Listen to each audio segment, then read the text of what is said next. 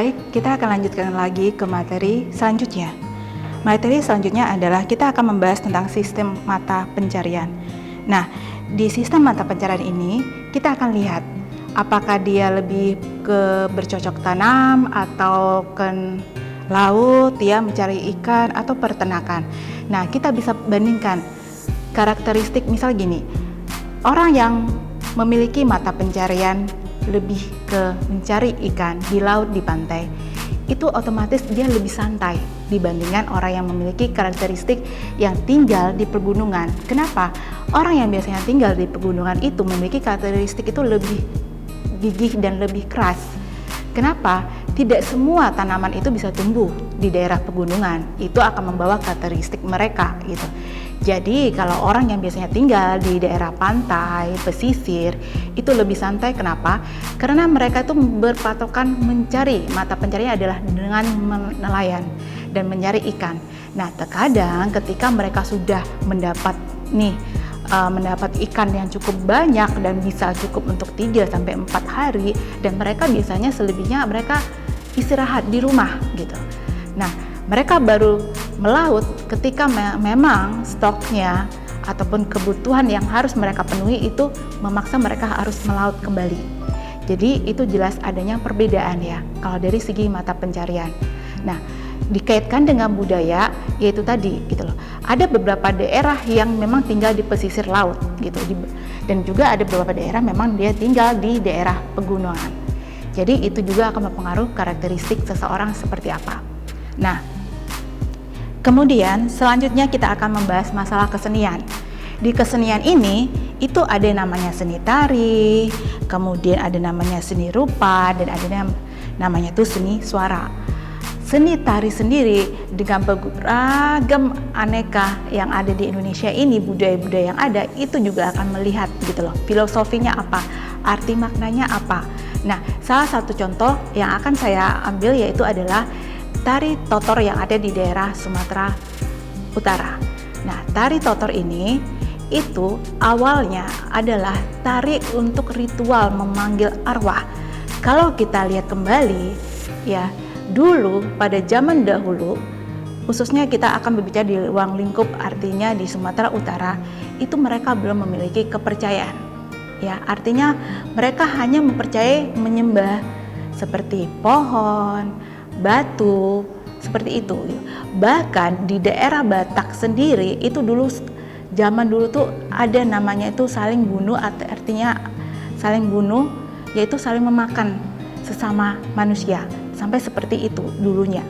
Jadi sama sekali itu belum ada namanya agama. Jadi mereka masih mempercayai yang menyembah, itu tadi menyembah seperti benda-benda gitu. Nah, kembali ke contoh tarian tortor. Jadi awalnya tarian tortor itu dengan hentakan kaki itu memanggil, ritual adalah memanggil arwah. Nah, akan tetapi setelah masuknya agama, tarian tortor itu lebih ditampilkan ketika adanya misalnya untuk acara pernikahan. Dan tarian tortor itu biasanya memakan waktu yang cukup lama. Ya, bisa sampai dengan 15 menit ataupun 30 menit. Nah, jadi tarian tortor itu sudah tidak lagi menekankan kepada hentakan kaki. Ya, misal untuk di daerah Mandailing Natal itu tarian tortor itu lebih ke gendang sembilannya. Nah, itu. Kemudian salah satu contoh saya akan ambil juga tarian pencak. Ya, tarian pencak yang ada di Bali juga. Itu merupakan yang awalnya itu ada filosofi yang melatar belakangi. Sama juga kalau kita ke Sumatera Barat sendiri, itu ada namanya tari piring.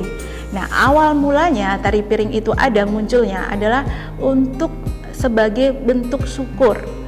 Nah, awalnya itu karena pada masa zaman dulu yang mereka belum memiliki kepercayaan ataupun agama.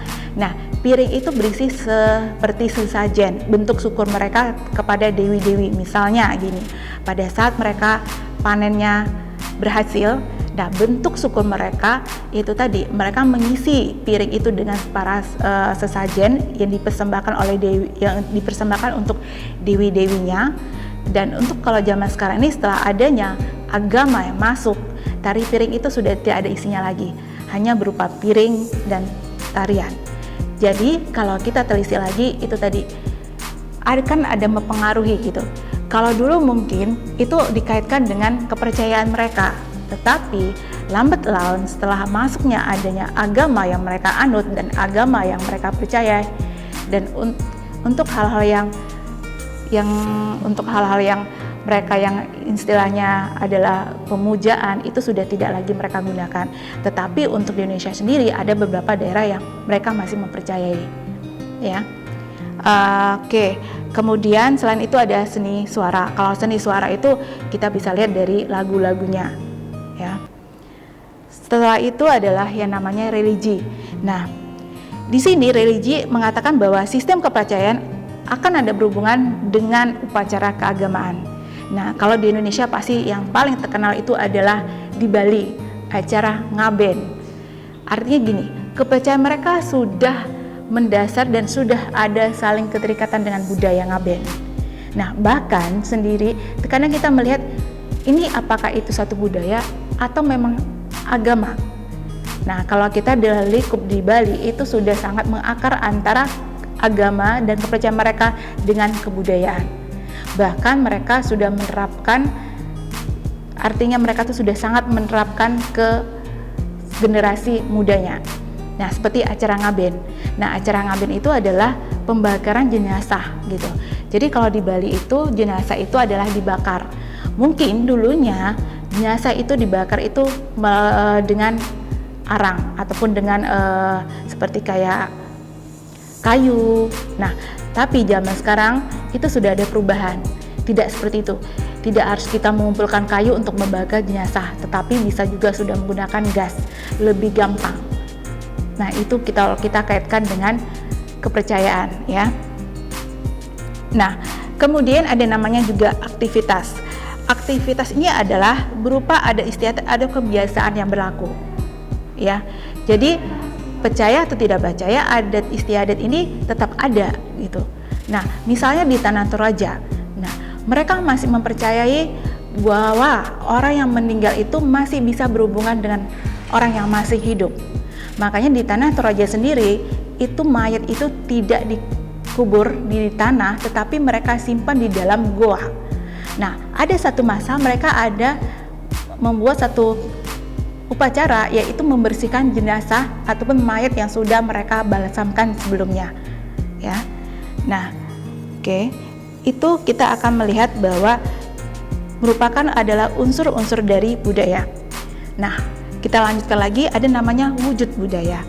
Kalau kita berbicara tentang wujud, artinya bisa dilihat ataupun tidak bisa dilihat. Nah, kalau wujud yang bisa dilihat itu adalah secara konkretnya kita akan melihat seperti artefak peninggalan, ya. Itu bisa kita lihat candi, keris. Nah, kemudian kalau yang bisa kita lihat sehari-hari adalah seperti aktivitas. Contohnya kebiasaan yang dilakukan. Nah, itu bersifat konkret. Kemudian ada namanya dalam bentuk gagasan ataupun norma. Kalau norma ini kita bisa lihat, ya, untuk orang yang etnis Jawa misalnya, mereka itu ada norma tersendiri yang mereka anut, ada satu kebiasaan. Misalnya gini, kalau orang Jawa itu ada namanya acara 7 bulan. Nah, kemudian ada namanya yang kalau anaknya sudah mulai bisa berjalan, itu ada namanya acara upacaranya sendiri gitu. Nah, itu yang dikatakan dengan wujud budaya. Oke, baiklah, kita akan lanjutkan setelah pesan-pesan berikut ini.